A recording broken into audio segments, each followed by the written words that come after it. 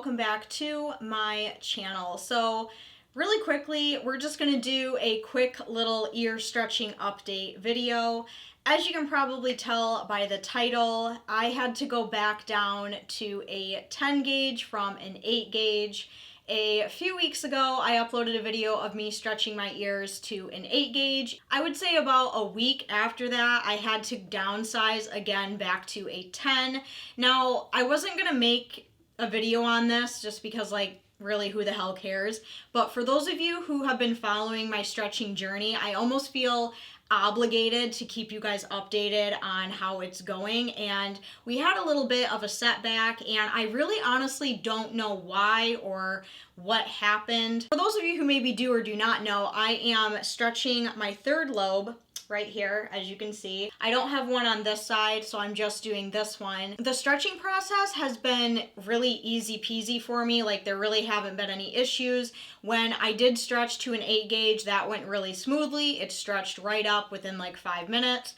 And after I stretched to an 8 gauge, everything was fine. And then about a week and a half after I had the 8 gauge tunnel in, I started to get some pain. Usually when you stretch your ears, if all goes well, you're gonna have some slight tenderness for maybe a day, if that, and then the rest, it should be painless. But I started to have a strange pain coming from this earlobe.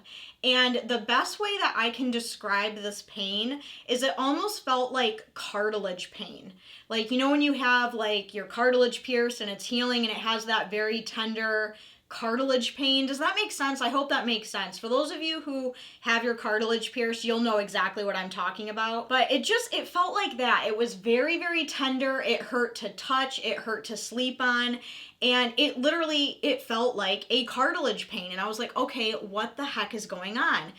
So I was cleaning it. I was like, okay, maybe I have a little bit of an infection going on. So, I was cleaning it, taking care of it. There were no signs of infection or anything. Like, there was nothing secreting from it. There was no swelling. There was no redness. It just really hurt. It was just very tender. So I decided, okay, maybe I wasn't as ready as I thought I was to go up to an 8 gauge. So I had to go back down to a 10 gauge again.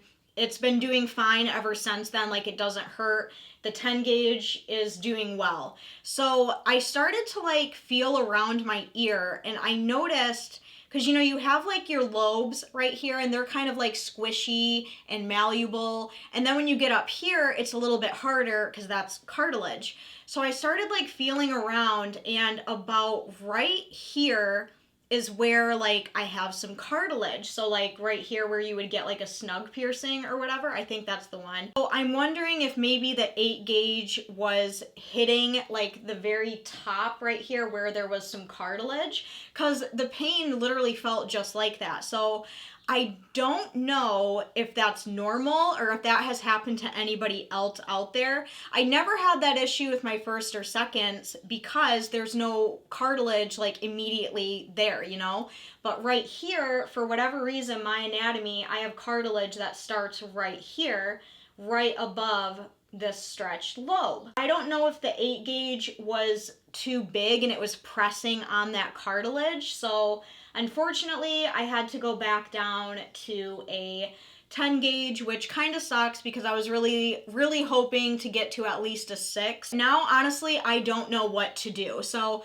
if anyone can give me some insight, I'm going to give the 10 gauge probably another month or so just to hang out in there. And then I will try again with the 8. But I'm honestly wondering if that was my issue, if that 8 gauge tunnel was just hitting that cartilage and it was making it sore.